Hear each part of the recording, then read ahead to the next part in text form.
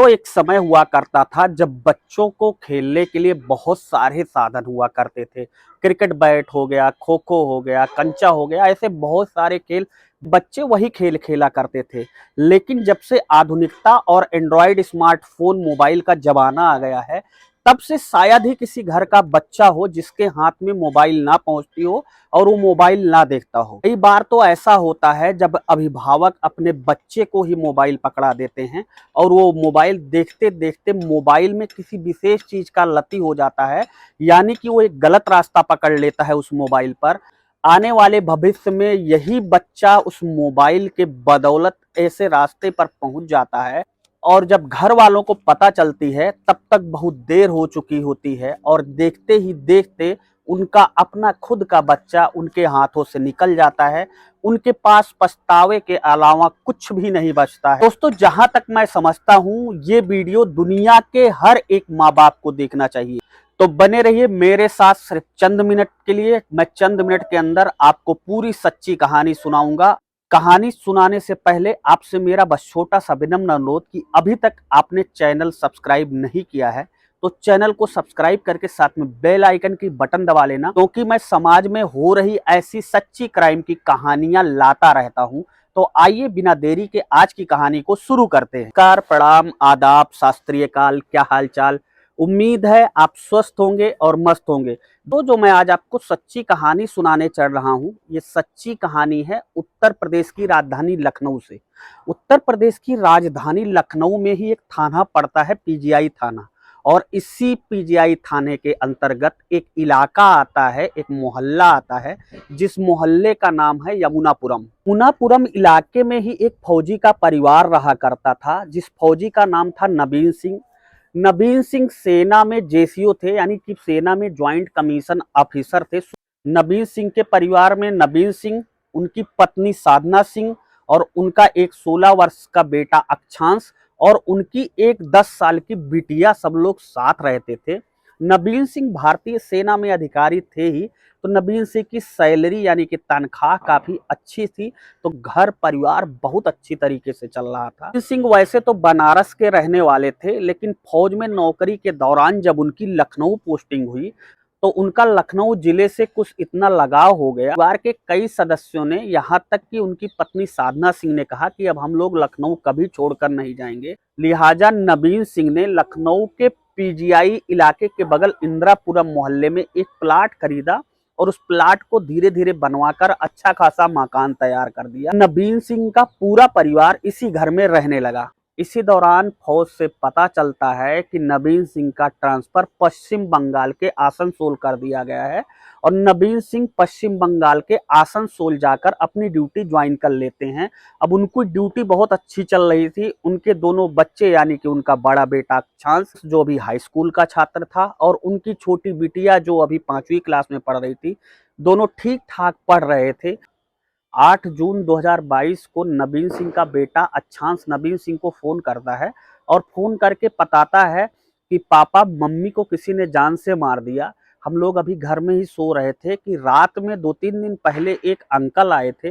वो 2 रात तक हमारे घर पर रुके थे और रुकने के बाद जाते वक्त उन्होंने मम्मी को गोली मार दी और गोली मारने के बाद उन्होंने हम लोगों को बहुत डराया धमकाया और डराने धमकाने के बाद हम लोगों को भी जान से मारने की धमकी दी। दरवाजा बंद करके भाग गए। अभी मुझे मोबाइल कहीं से मिला है, तब मैंने आपको फोन किया है। जब नबीन सिंह ने अपने बेटे की पूरी बात सुनी तो उनके पैरों के नीचे की जमीन खिसक गई।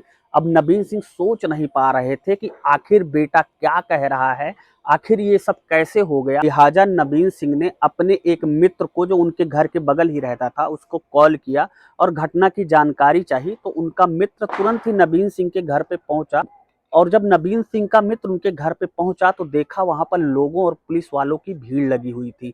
तो नबीन सिंह के मित्र ने नबीन सिंह को बताया कि हाँ भाई, जो आपका बेटा कह रहा है वो सही कह रहा है, आपकी पत्नी की हत्या हो गई है। अब नबीन सिंह बहुत हैरान परेशान। अब नबीन सिंह आसनसोल से छुट्टी लेकर सीधा लखनऊ अपने घर पर आ जाते हैं अब पुलिस नवीन सिंह से पूछताछ करती है कि क्या आपको किसी पर शक है या आप किसी को ऐसा संदिग्ध समझ रहे हैं जिसने इस हत्या को अंजाम दिया हो। तो नवीन सिंह कुछ भी नहीं बताते हैं। अब पुलिस काफी देर तक हत्या के पीछे के कारणों का विश्लेषण करती है। पुलिस घटनास्थल से साक्ष्य जुटाने की कोशिश करती है। पुलिस को वहां पर कोई साक्ष्य नहीं मिलते हैं, लिहाजा पुलिस पड़ोसियों को बुलाती है और पड़ोसियों से पूछताछ करती है।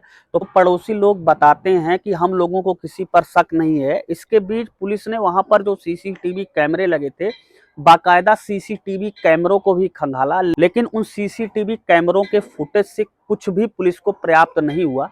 और इधर नवीन सिंह के मोहल्ले के पड़ोसियों ने बताया कि सर, हम लोगों को किसी के ऊपर कोई शक नहीं है, लेकिन एक बात थी कि फौजी नवीन सिंह का बेटा जो है अक्षांश, जो कक्षा 10 का छात्र है, ये बहुत मनचला टाइप का है। दिन भर ये लड़कों को लेकर इधर उधर घूमता रहता है, कई लोगों को गाली भी देता है और बहुत ज्यादा शरारती है।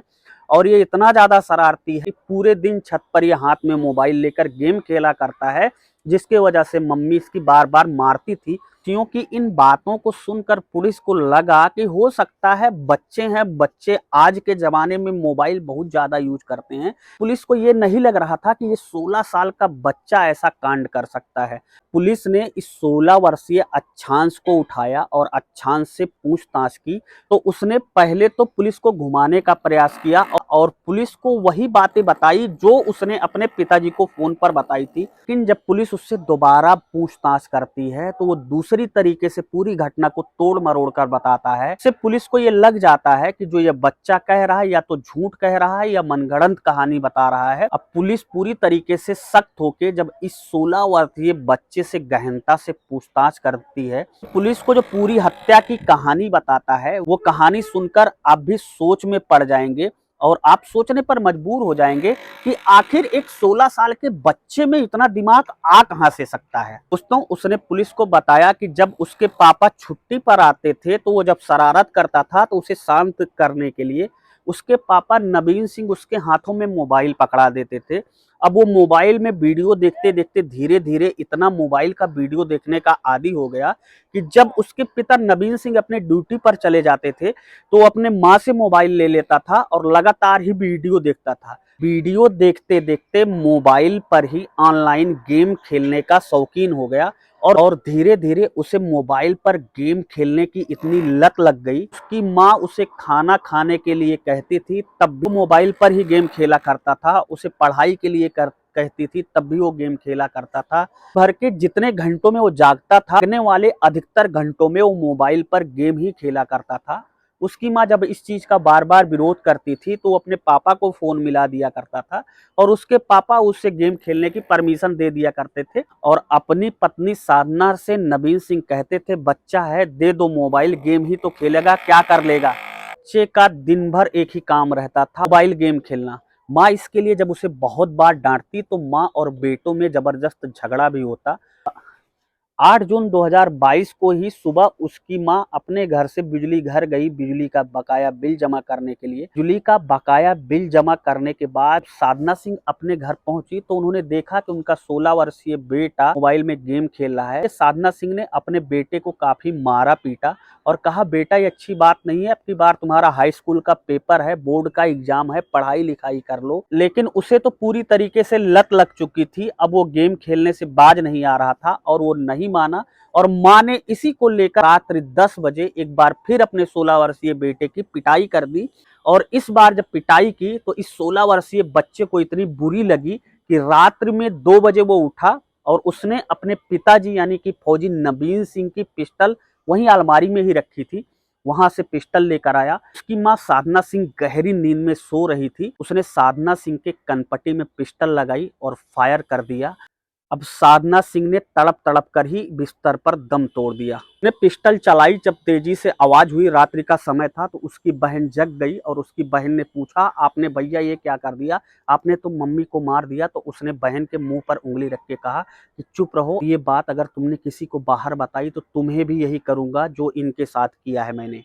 अब बिटिया डर सहम जाती है और डर सहम कर किसी को भी कुछ नहीं बताती है। अब ये 16 वर्ष का बच्चा उठता है और घर के पीछे ही साधना सिंह की लाश को एक जगह ले जाकर छुपा देता है। अब 4-5 दिन बीत चुके थे। इस बीच नवीन सिंह ने आसनसोल से अपने परिवार की कुशल-क्षेम जानने के लिए अपने पत्नी साधना के मोबाइल पर करीब 2000 बार कॉलें की, लेकिन साधना सिंह का फ़ोन रिसीव नहीं हुआ। यही बेटा उस फ़ोन को उठाकर व्हाट्सएप पर चैटिंग कर रहा था और अपनी माँ की ही भाषा में अपने पिता को जवाब दे रहा था। बाद उसके घर से एक अजीब तरीके से बदबू निकलने लगी, जब कई लोग घर के सामने आकर टोकने लगे कि आखिर तुम्हारे घर में क्या ऐसा है जो बदबू बहुत ज्यादा आ रही है। 16 वर्षीय बेटे को लगा कि ये मामला पूरी तरीके से खुल जाएगा, तब इसने फोन उठाकर अपने पिताजी को कॉल करके बताया कि पापा एक अंकल आते थे जो 3-4 दिन से हमारे घर में रुके थे। दोस्तों, अब पुलिस इस 16 वर्षीय बच्चे से पूछती है कि तुमने पिस्टल चलानी कहाँ से सीखी। ये 16 वर्षीय बच्चा पुलिस को बताता है कि सर मैंने पिस्टल चलानी यूट्यूब का वीडियो देखकर सीखा। कल पुलिस ने बच्चे को अपने कस्टडी में लेकर बाल सुधार गृह भेज दिया। अब देखिए ये बच्चा आने वाले भविष्य में सुधर पाता है बाल सुधार गृह की वजह से या नहीं सुधर पाता, ये तो समय के गर्त में है। फिलहाल दोस्तों, आपसे एक छोटी सी विनती है कि अपने घर के बच्चों को मोबाइल कदापि ना दें। अगर उनको बहुत ज्यादा मोबाइल की जरूरत है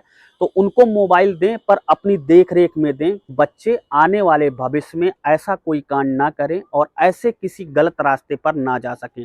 दोस्तों, इस वीडियो को बनाने का मकसद किसी को हैरान करना या परेशान करना नहीं है। दोस्तों, इस वीडियो को बनाने का मकसद सिर्फ इतना था, आप सतर्क रहें, जागरूक रहें। दोस्तों, फिलहाल आपको पूरी कहानी कैसी लगी, अपने जीवन के अमूल्य समय में से थोड़ा सा समय निकालकर हमें जरूर बताएं। मिलता हूं ऐसी ही एक नई सच्ची क्राइम कहानी के साथ आपको जल्द ही। तब तक के लिए जय हिंद, वंदे मातरम।